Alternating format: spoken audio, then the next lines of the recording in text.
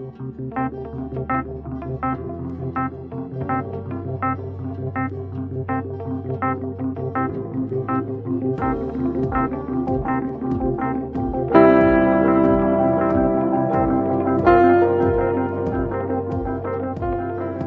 9वां, नामकल्ल से तिरुमयम। आज का हमारा 163 किलोमीटर का नामकल्ल से तिरुमयम सफर लगभग 4:45 हो गए थे। उन्होंने साइकिल रखने के लिए हमें एक गोदाम दिया था। वहां से हमने हमारी साइकिल लेकर सफर को शुरुआत की। आज का सफर राजमार्गों के बजाय गांवों के रास्ते से करना था। आज रास्ते की परेशानी आने वाली थी। अपनी मेहनत के बल पर हम अपनी प्रतिभा दिखा देंगे, भले रास्ता कैसा भी हो। अपनी मंजिल के रास्ते हम खुद बना लेंगे। इस उम्मीद के साथ हमने आज के सफर की शुरुआत की। आज हमें पौराणिक कथाओं और इतिहास से समृद्ध मंदिर देखने को मिलने वाले थे।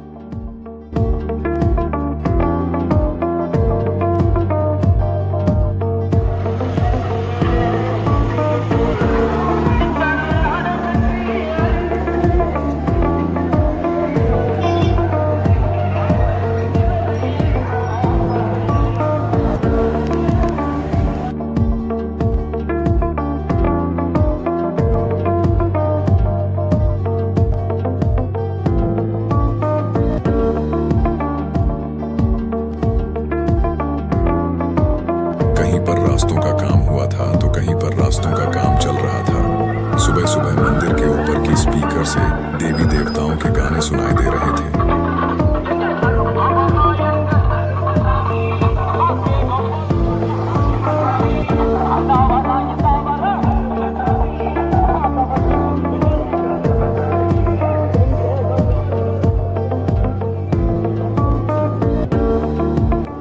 पक्षियों और मोरों की आवाज सुनते हुए हमारा सफर अच्छा चल रहा था।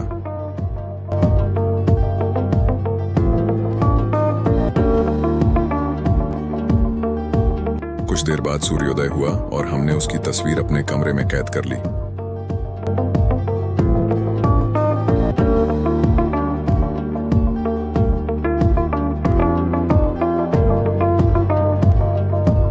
रास्ते में बहुत सारे केले के बगीचे थे।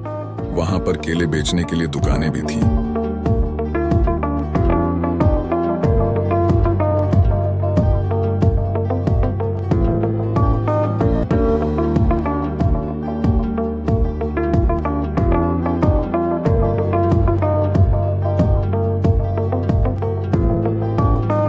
गांवों से होकर जा रही सड़कें काफी ऊबड़-खाबड़ थीं। हम रास्ते में हुए गड्ढे को चकमा देके हमारा सफर जारी था।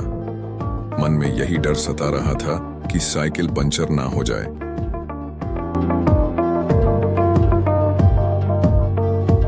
आज हमें 50 किलोमीटर का सफर कावेरी नदी के किनारे से करना था।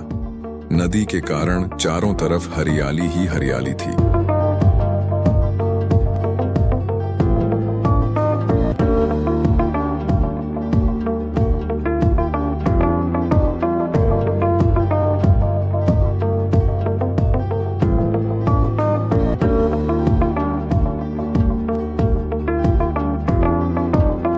पेड़ों की छाया बहुत थी, इसलिए हमें सूरज की गर्मी महसूस नहीं हो रही थी।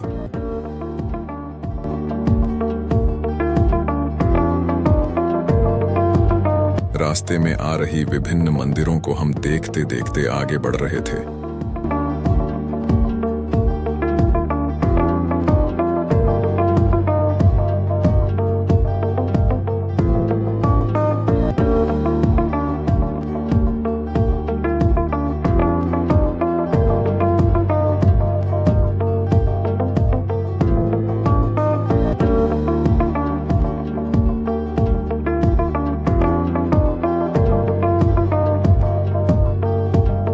रास्ते में आ रहे श्री प्रसन्न वेंकट चलपति मंदिर के दर्शन करने के लिए हम मंदिर की ओर मुड़ गए।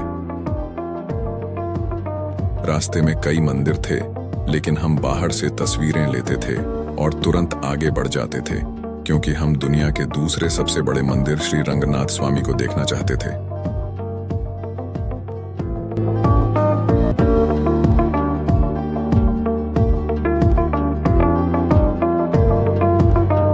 11 बज चुके थे। अब लगभग 90 किलोमीटर का सफर हो चुका था और हम तिरुचिरापल्ली शहर में आ गए थे। कावेरी नदी के बड़े पुल पर से मंदिर की ओर जा रहे थे। नारियल पानी पीने के लिए रुके।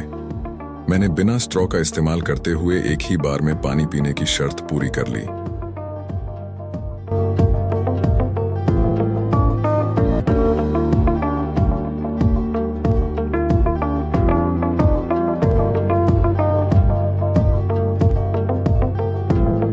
अब हम मंदिर की ओर निकल पड़े थे। मंदिर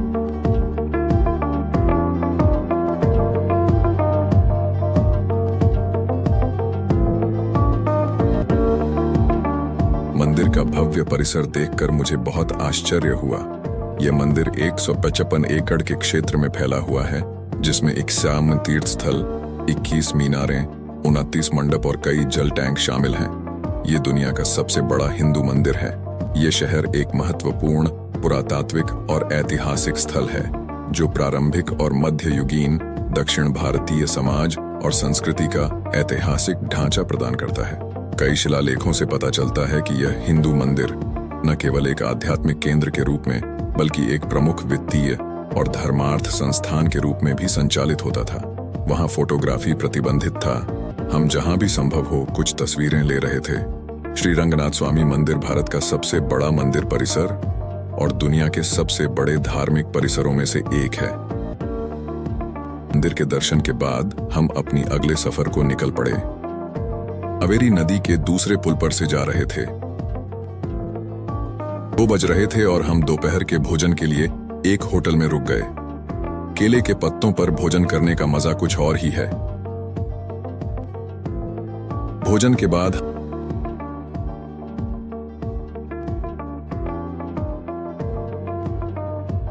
हमने हमारा सफर जारी रखा।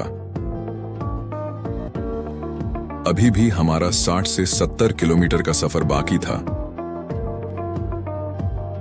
अब यहां से आगे 4 लेन सड़क थी, इसलिए हमें साइकिल चलाने में कोई परेशानी नहीं हुई। सड़क नई होने के कारण गड्ढे नहीं थे।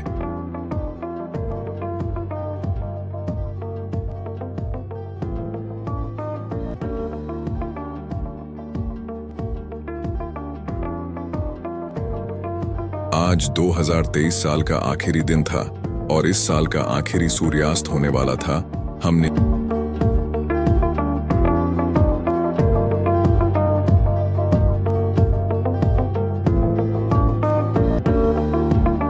जी भरकर सूर्यास्त देखा और हमारा सफर जारी रखा।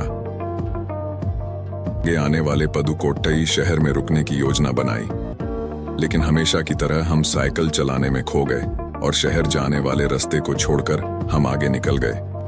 पीछे जाने में हमारी कोई दिलचस्पी नहीं थी। आखिर में हमने 20 किलोमीटर आगे आने वाले तिरुमयम गांव में रुकने का फैसला किया। 7 बज चुके थे, इसलिए हमने पहले खाना खाने का सोच लिया। 8 बज गए थे और तिरुमयम सड़क से 4-5 किलोमीटर अंदर था। लॉज के बारे में पूछताछ करते समय एक स्थानीय व्यक्ति हमारे साथ आए और हमें लॉज तक लेके गए। इसी